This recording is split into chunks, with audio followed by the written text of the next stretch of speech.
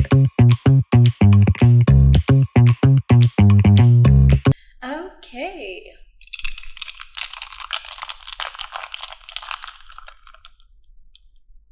Welcome back to, we're going to call this Scrolly. How do I say this? Scrolly Telling. That's what we're going to call this segment. It's called Scrolly Telling. It's where I tell you guys stories that I've either heard online, read online, heard from someone else, researched online, basically showing that I have a chronic internet addiction and then just telling you the information I gather. Today's story originates because I saw this. I want your most unhinged family lore. I don't mean my mom was married 3 times. I mean unhinged. And I felt like the story was fitting. This story comes to you from the motherland, aka my mom's house. Okay, just kidding. But it's gossip I got from my mom. When I was talking to my mom and she told me the story, it made so much. I was like, I have to talk about this. I am going to be an oral historian today because this story, you won't find it online. It's not documented on some Reddit page. I didn't find it by scrolling. I found it by gossiping with my mom. And I'm here to gossip with you guys. So let's get into it. I had to bring my iPad up because I had to take notes when I was having this conversation with my mom. I had to call her back a couple times just to figure out what she was saying. So, right, let's start with the background because this story is about 2 brothers and how the love of a woman led to one brother killing his brother. At least that's where it all starts, sort of, ish. But let's get into it. Let's dissect what I was told. So we've got a rich family number 1. I don't know if she gave me the name of the family, but let's just call them Family X, right? And they're in the agriculture business. Their grandfather actually created a company that was really big in, I think the story is Southern Africa. So it's between Zimbabwe and South Africa, these people, that's where they originated from. And the grandfather started this big company and he made a lot of money. He was very well off. Locally, you couldn't go anywhere without seeing this family's name. And it trickled down into the son. The son inherited everything upon the grandfather's death. The grandfather had set everything up so well that the son didn't really have to do much. He was sort of like a deadbeat guy. His name was Martin. So Martin grew up well off. His dad sent him to private schools. He went to the best universities out of the country and he came back home and he was just sort of living off of daddy's money. He didn't really do anything. If I had to describe him, I'd say he gave off deadbeat energy or just those people who are just born into wealth and they just think that because they're simply wealthy, everything should just be handed to them. They don't really feel like they have to work for it because they were never forced to. If you ask him what the cost of a loaf of bread is, he probably couldn't even tell you. That kind of guy. This is giving tone deaf. He gave aloof. He was just a wealthy dude who lived his wealthy little life and his dad basically handed him the company and he didn't really have to do much. So this is Martin. Martin meets this lady called Clara, and Clara's family was politically set up, and they got married, and they had a kid named, let me see, what was the kid's name? They have 2 kids, actually, a boy and a girl. My mom couldn't remember the girl's name, the sister's kind of irrelevant, but this story is about Mako the brother. Mako's actually the killer in this story. So, how does one fall from being a wealthy kid to a murderer? Again, guys, this is oral history. This is stories passed down from someone quoting someone's WhatsApp group, all the jazz. If you're African, you know. I don't know about other minority groups, but the group chats, that's where the parents be getting the gossip. So Martin and Clara were doing well for themselves, clearly, because grandpa started a company. Basically, Nepo babies is what we call them. And they had their 2 kids, Mako and his sister. And then they ended up actually taking in a distant cousin's kid. His name was Tana. So Tana's family was okay. They weren't as wealthy as Martin's family, but Tana's family went through hard times. And then they had to find a relative to live with your kid. You know how it happens sometimes if you've got a relative who's well off and your kid is a promising kid.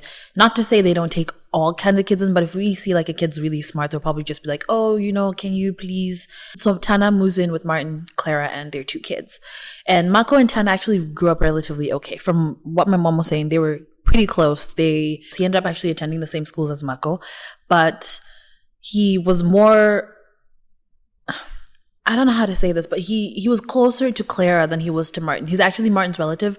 But like I said, Martin was that kind of guy who grew up wealthy. He was kind of aloof. He wasn't really involved in his kid's life because he believed that raising the children and stuff was the wife's job. But he did take an interest in his son because since his dad passed the company to him, the idea was that he was going to pass the company to Mako, and that's how the succession was going to go.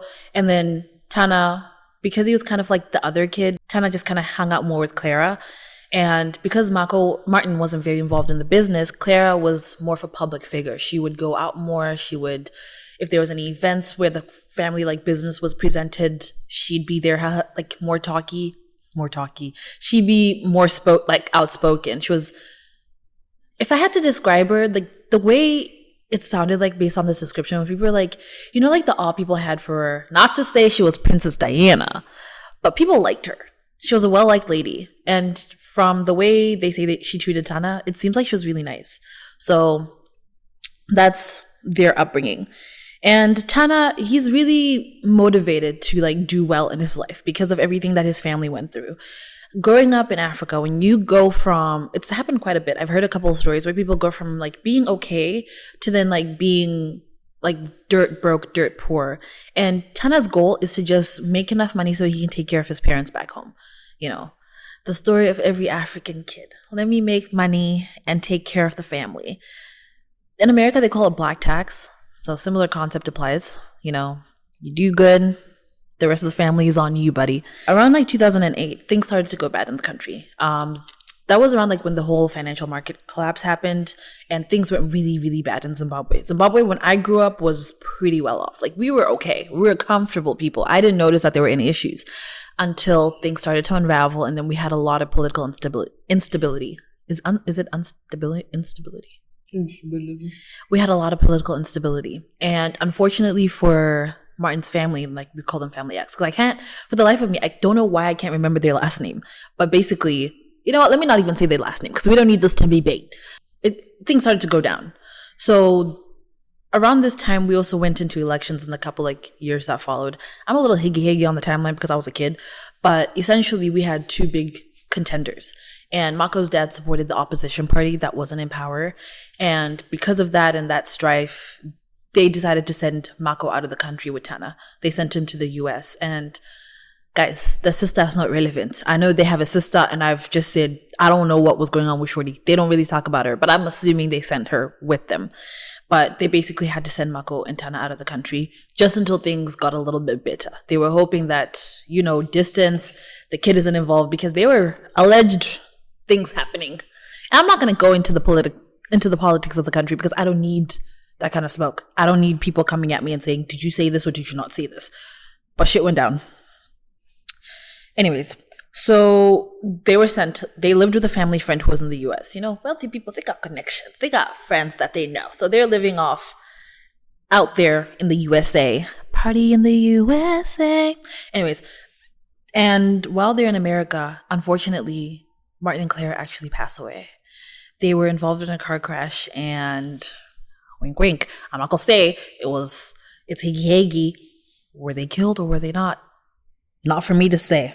Okay, not for me to say, but they passed on. So a couple of years go by and the boys are in university. They start going to school. I don't know all the details about like this time period, but apparently Tana was really, really smart and he was excelling in his school courses. Mako was just, you know, he was there. He still had a little bit of the family money, but because of everything that happened, he didn't really have too much. So he had to do something. He had to apply himself, but he wasn't really applying himself in school. So they say he just did fine. Like just okay. And Tana was so successful that upon graduation, he actually built a startup. I think it was in tech or like agricultural tech because like I said, remember he was like really close with Clara and Clara was like the spokeswoman for the company and stuff like that. So he picked up a lot from Clara and he applied that and tried to like figure out how to improve the farming back home. And he actually does very, very well for himself. And Mako, like I said, not so well. But up until this point, it seemed like the brothers were still like pretty okay with each other. They had a good relationship until someone came into their life. Take a guess. What happened? What causes two men to fight? What causes strife or friction between young men? I'd say love or women. That's really, it's most of the time the pursuit of a woman. Well, you're absolutely right. Here we meet Grace, Grace, the baddie from South Africa. She had that body yachty, you know, the Coca-Cola bottle, the shape, small waist, waist to wear, the big bosoms, big waist. We spent quite a bit of time talking about Clara because I remember hearing, sorry, not Clara, about Grace, because I remember hearing about her. And my God, was she beautiful. A gorgeous, gorgeous woman. And Mako instantly fell head over heels. Like, he allegedly was like in love. He's like, this woman, I got to have her. And Tana's not blind. Tana can see this woman too. But he's kind of like, okay, you know what? I don't know how this worked out. But eventually what ended up happening is Mako tries to shoot his shot and things are kind of going well. But then he kind of hears that she's also talking to Tana and that Tana is also swooping in. And this is where things start to go downhill for their relationship. Grace ends up choosing Tana because, Mako's not really doing too well. He doesn't really have that family money anymore. And Tana is successful. Tana is doing big things in life and he's going places. Who would you choose if you're a woman? You know? Potential. Yeah. And this is like actualized potential. You know, Mako could be like, you know, my dad was so and so and, you know, we had this company back home. When I go home, I'm going to do it, blah, blah, blah. But if you're like sitting on your ass all day and not really doing much with your life and you're not really showing that you're excelling, is she going to choose you or the brother who's actually like got it going on and he's starting something? So she chooses Tana. And this drives Brother Mako angry. Like he gets really, really angry. So I don't know what bro code says, you know, because it's kind of like, why would you go for your brother's girl? Like if you knew your brother was interested, like why would you go for her? Or at least I assume maybe they would have had a conversation, but from what it seems like, it's like they didn't agree on this. Like Mako said, Mako kept saying he felt betrayed. Mako, the anger was brewing. He was steaming. Like he was like, if he was a cartoon, he'd be turning red. And this is like overtime. Guys, I'm also embellishing because mind you, this is gossip, but I gotta tell it in a nice way. It's gotta be juicy. It's gotta be entertaining. It doesn't help that like Tana and Grace end up actually getting married. And this is like his brother. He considered this guy his brother. Now he's married to his woman. God forbid. And then also, Mako was supposed to be this rich, well-off guy. But his family sort of lost everything. And now he's living with this brother who was nothing and now is everything. So it's kind of like, did you steal my life, bro? Like this was supposed to be me. I was supposed to be the guy with the money. I was supposed to be the guy with the girl. I was supposed to have it all. And you were just the guy we took in. And now you have it all and I have nothing? So Mako apparently tried to like kind of work on himself after this, but it just didn't really go well. He didn't really have, I feel like he didn't have the drive because he had always had that like silver spoon. And you know, when you come from nothing, you're driven to work hard to have something. But when everything was always given to you before, you don't, not to say people who have everything don't have drive. Depends on your family. But remember how I said Martin was kind of like a deadbeat dad? He didn't really like, he wasn't that involved. He kind of like, you know, son, you are going to inherit the company one day. But never really actually taught him. And because Clara was more of the spokesperson, she was more involved in the company. Maybe Mako should have spent more time with his mom. But hey, not my kid, not my problem. And while he's trying to build his life together, pick up the pieces and try something, you know, recover from the heartbreak of losing his girl, Tana is succeeding. Like he's a mogul. Like he's a mogul in the making. He is everywhere. He's flying in and out of the country. He's buying all the expensive goods, houses, cars, jewels. What else do rich people buy? Clothes. Yeah. But like big things, like expensive things, like land. Yachts.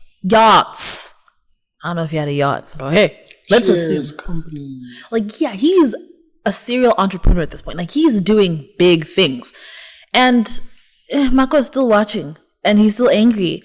And Grace, she's not like, you know, beauty fading and she's just like a sitting housewife at home. No, Grace is doing things too. And she is, like I said, she's still a smoke show.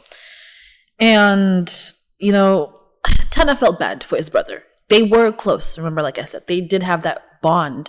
So he did try and help his brother out and he gave him a position at his company. He made him like a VP. So if, let's say like the CEO and then next man in command would be like Mako. So he did try and pull his brother up. I think he felt kind of bad for like the whole Grace thing and he was really trying to like bolster him up. So he was pretty much like the second in command for like the companies. So then we have the first issue, the first major issue that happened. This one, when it happened, hit the group chats real quick.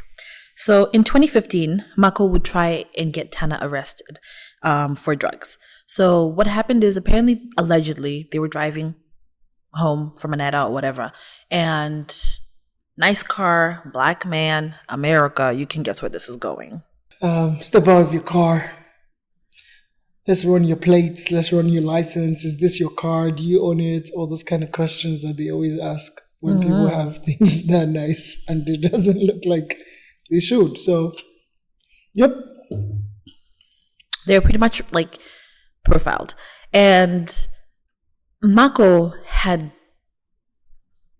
crack on him at the time.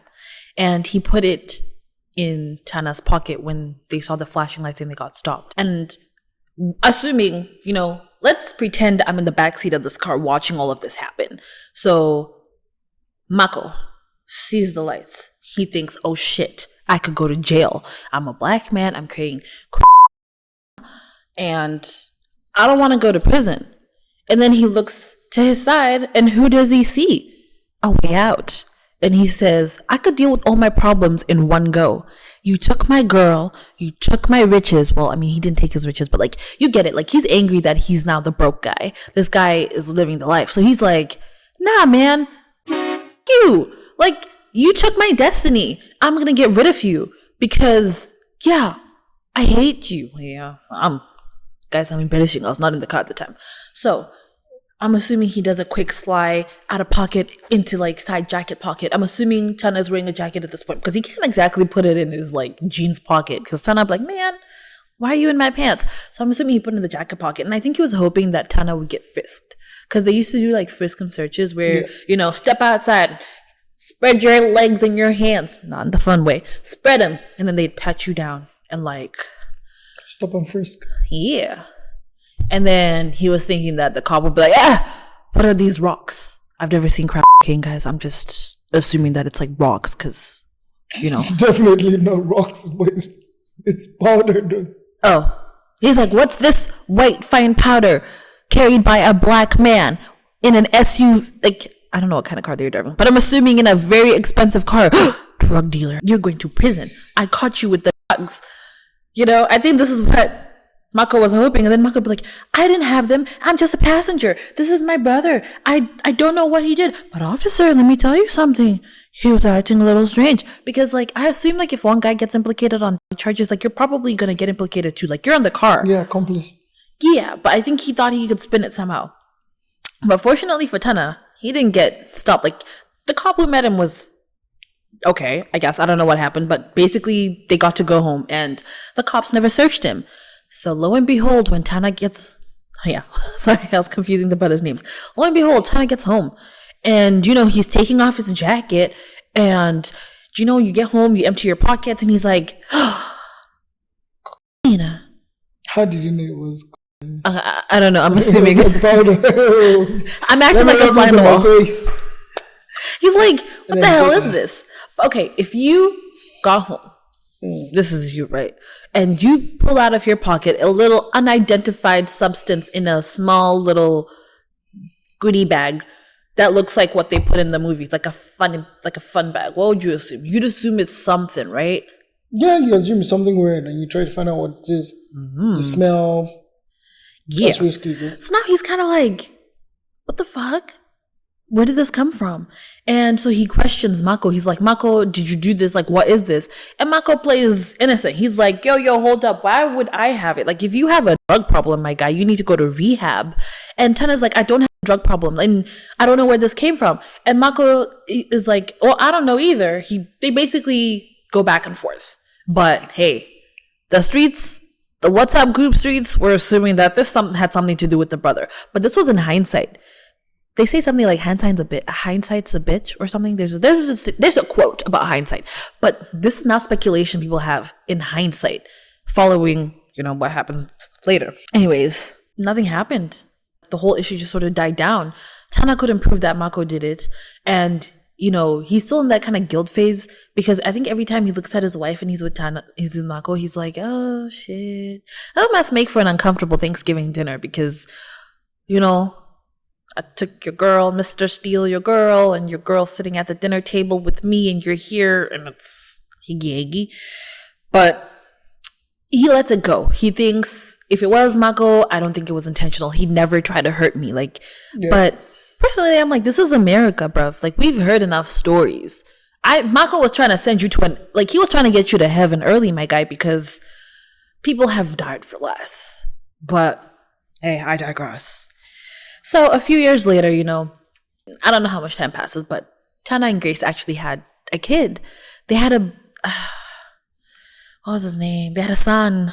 Okay, I have to call my mom because this name is important. This kid is important to the story. So I'm going to call my mom so she has to tell me, but I didn't write it in my notes. Hello? Hey, how are you? Good. Mom, quick question about, remember the story you were telling me? There was that guy, I think Tana had a son. What was the son's name? I can't remember because I didn't write it down. Tana had a son? KB? Oh, yes. KB. Yes, thank you so much. Okay, I gotta go. I'm recording, but I gotta go. Thank you. Okay, alrighty. Bye. Bye. Okay, KB. So they had a son. I think he went by the name KB. At this point, Mako's life is still degrading. Is it degrading or downgrading? Okay, his life is going not very well. Parents were unfortunately murdered. He lost pretty much all the wealth he expected to inherit when he was older. His adopted brother stole his girl, and now the baddie had a kid with him. So he's basically looking at Tana as you are living the life I was meant to live. This was all supposed to be mine. You were supposed to be the poor kid who was forever grateful for what my family did for you. You were never meant to be above me. You're always supposed to look up at me as that brother who had everything and you aspired to be me, not the other way around. What kind of destiny swap type shit is this? This is my life you're living. And he couldn't take it. He could not handle it. Which, shame. I don't know how he feels, but living in the shadow of your adopted brother every day. And I keep saying adopted because that's how allegedly Mako saw him. He never once, it's easy to love someone when they're in the position you want. Yeah. When they're beneath you. But when they start to surpass you and do better things than you, he got resentful. One fateful day, after drinking a lot, Mako would end up pushing Tana from the second floor balcony of his house. And Tana would fall to his death. I believe they say he broke his neck on impact or something, and and this was at his house, probably invited his brother over for some drinks. Hey brother, let's have some drinks. Again, don't be inviting the enemy into a house. Anyways, he probably pulled out an expensive bottle of whiskey. I don't know, I'm assuming, people in Zimbabwe, based on what I've seen, people drink nice whiskey. They got drunk. Mako's resentment built up because again he's seeing the opulence, the expensive bottles of alcohol, the big beautiful home, and then he just snaps. In a fit of anger, he just split second kills his brother. And what he didn't know was that KB was at the house and he saw everything. I don't really know the specifics of everything that happened because this is third, fourth, fifth, sixth hand information that's been floating around the WhatsApp group chats. But I'm not sure how old KB was at the time, but I think he was old enough to kind of understand what happened. So Grace would come home because she wasn't at the house at the time, and she would kind of tell the cops what her son saw, but because they couldn't find any evidence and they kind of looked at KB like he's a kid. So he was old enough to understand and see and know that, okay, this just happened. But the cops kind of didn't really take it seriously because there was no evidence of a fight. Tana had been drinking too. So the autopsy was just the report was probably just he probably got too drunk and just fell. And, Mako never went to jail. He was never prosecuted. Mako got off scot-free, which I'm like, damn, bro. Why didn't we look into this guy a little more? But then, in hindsight, when we look at the fact that Mako tried to get Tana arrested for the And then this, it's kind of like, guys, but then no evidence, no case, no arrests. So after everything happened, Grace would go back to South Africa with KB. She didn't want to live in the house anymore. She needed to distance herself from Mako because she didn't trust him. She knew her son told her and she believed her son. So she's just like, let me get out of this country. And I don't understand how the succession sort of happened, but Mako actually ends up taking over Tana's companies as CEO up until KB is old enough to take over. I think the trust said something like he need, what is it called when you're underage and then you need someone to take over? Trustee, I think. Yeah, trustee. And Grace didn't want to be in the country and she couldn't run them, so she just left. So Mako started to live an okayish life. He literally got away with murders, like for free, and he ends up getting the company. So he's got money now. He got rid of his brother. I don't know if he ever remarried, but after about 21 years, he would be found dead. Guess how he died? He jumped off a balcony too? Allegedly. So he was pushed? Allegedly. Was KB in the house? Oh, listen. So, like I said, Mako was doing okay, and then KB actually ended up growing up in South Africa. But thanks to I think they weren't poor by any means. Like, they were good, like him and his mom. And when he was old enough and he was ready, he actually moves back to the US to take over the company for his dad.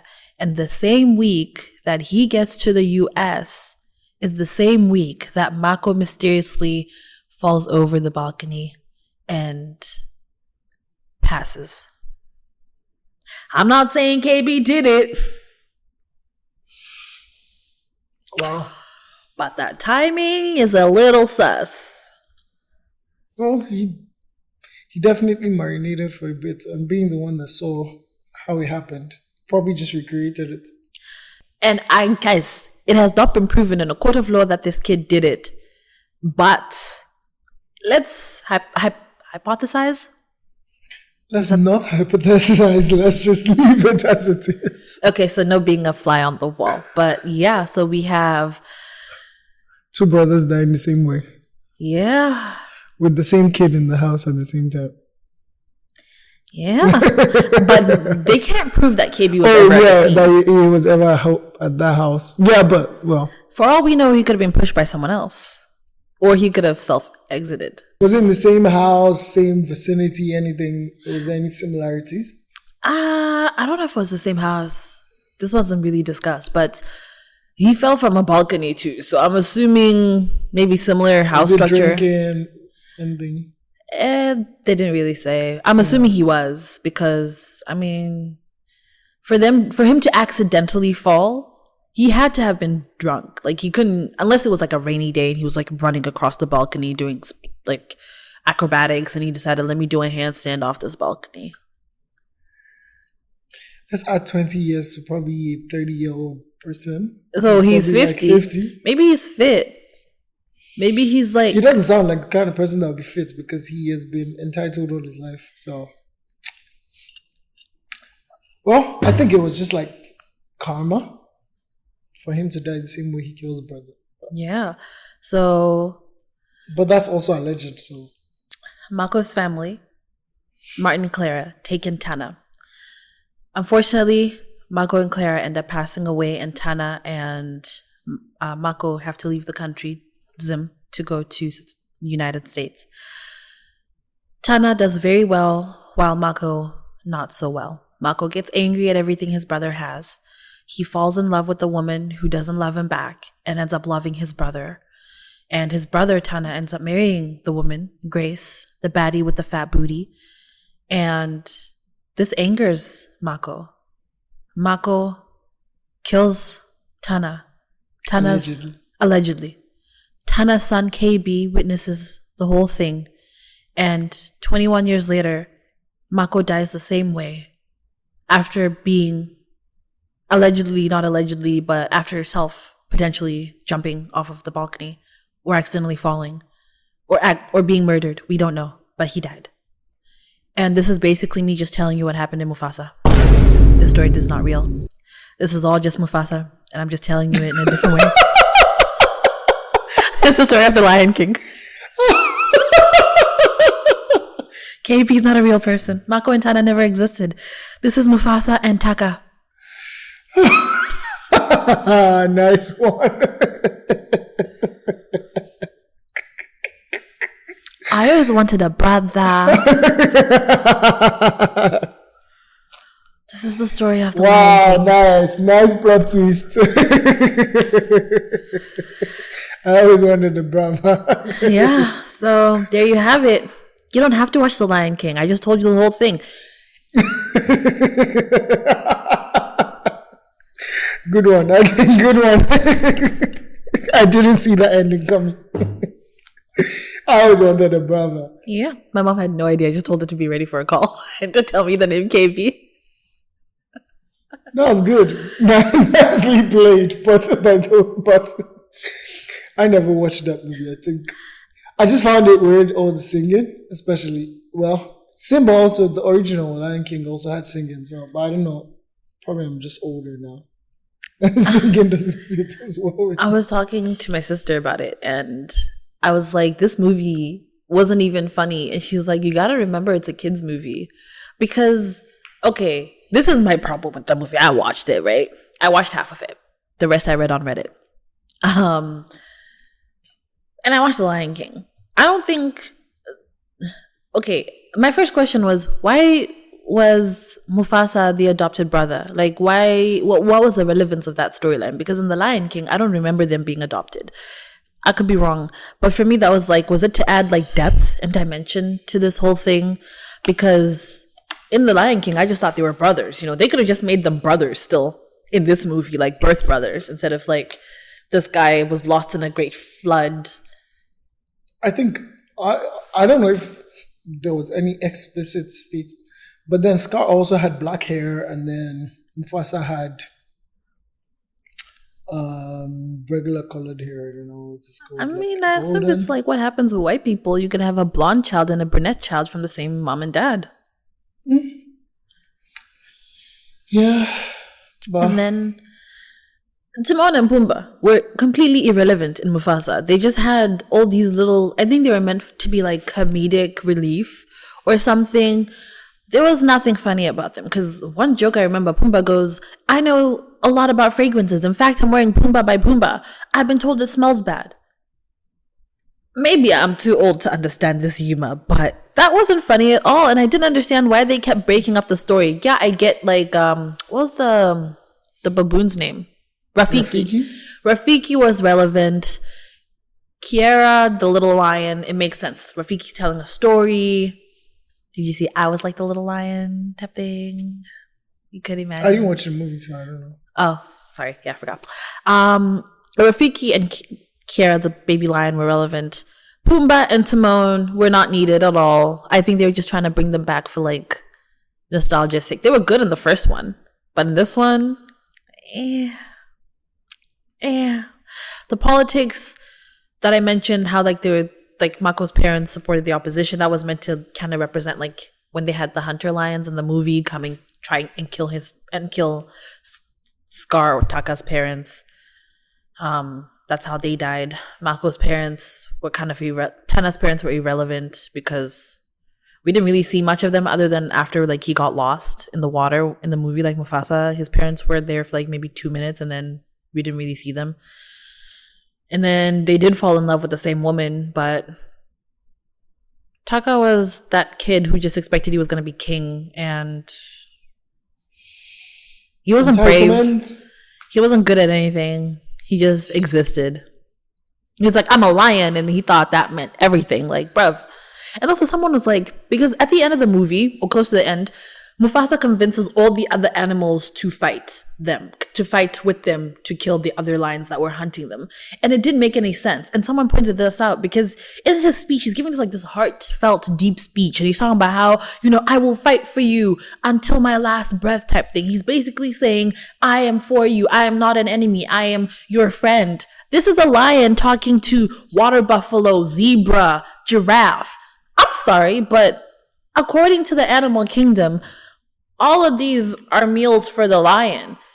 In what world is the lion going to be convinced, let me not a lion. Are these other animals going to be convinced, let us fight for this guy who says he's on our side and he will fight for us? Because once you get rid of the other lions and Mufasa gets hungry, then what? But I think that's also the plot of the Lion. Like the Lion King also looks like he's in the Lion King. He has all the lions, all the other animals come together when they're dedicating or lifting up Simba. So it's not plausible in like real life, like adult memory, but to a kid it looks like, oh, all the animals are friends and besties now. So yeah, because when I was a kid, I ate that Lion King shit up. I was like, it's I think it's just like the cliche way of an individual goes through something, grows by training. I think it's similar to what's that other one, Tarzan, or he was raised by gorillas, right? Yeah, raised by other animals, then brought back, takes over the kingdom, becomes a king. Same thing with Is that considered bestiality? Like Tarzan and Jane? Because technically his mannerisms are that of a gorilla. And how does he speak English? If we do this, we're going to dissect a lot of child movies, which is going to be a problem. So. And that's going to steal a lot of people's childhood away from them. Because these were just... a lot of child movies have some unrealistic elements to them. Because like the older you get, the more you... Like if you go back and watch a lot of movies that you watched as a child and you're so smitten by the storyline, by the time you go back with the understanding you have now, you're just like, okay, this makes no sense. Like... Except for Shrek. Shrek, I can watch over and over and over again, and it's still a good movie. Like, get out of my swamp. Like, he is a classic. He's a good one. Like, one of the best. I can't wait to watch that later again. I might go watch it again tonight. There's just one part there. The dragon and the goat falling in love. Oh, the donkey. Yeah. That's suspicious because she could just have done Dracarys and had dinner. I mean, there are lots of species that do that where after mating, the female eats the male. Isn't it like... Praying mantis, I think. Yeah. And I think there's a spider. Is it like the Black Widow? Yeah, I think so. That's why it's called Black Widow. I don't know. But, yeah. So I'm not saying like all of them have, like, they're not wholesomely unrealistic. Some parts of it are plausible, but then there's always one or two unrealistic elements that when you think about as an adult, this would never fly. This would never make sense. But yeah, it's fun for kids, so let them enjoy it and don't spoil the movie for them. I guess I'd give the movie maybe a 5 or a 4, depending. Like, it's good background noise. Because I watched it without paying attention, and I could still easily kind of follow what was going on. Yeah, there was a lot of singing. I always wanted a brava. But Aaron, Pierre, that's Mufasa. That was probably the best thing that came out of that movie. That was such a catchy song. The rest of it, All right, so that was my retelling of the Mufasa story, just as a gossip piece that my mom and I spent hours discussing, and I had so many notes and it was so juicy that I was like, you know what? This is a salacious little piece of gossip. I have to share it with you guys. But it wasn't a real story. It was just Mufasa. A movie I rate 4.5 out of 10. You know, I will ask my younger cousins what they thought of the movie because my rating is probably just because... Huh? Adulthood. Yeah, maybe I'm too grown. I was going to say too old. Maybe I'm too grown to understand the humor. And again, it is a kid's movie. But yeah, I hope you enjoyed. If you have any family lore or like unhinged family stories, please leave them in the comments below. And I'll see you guys next week with another video. Bye now.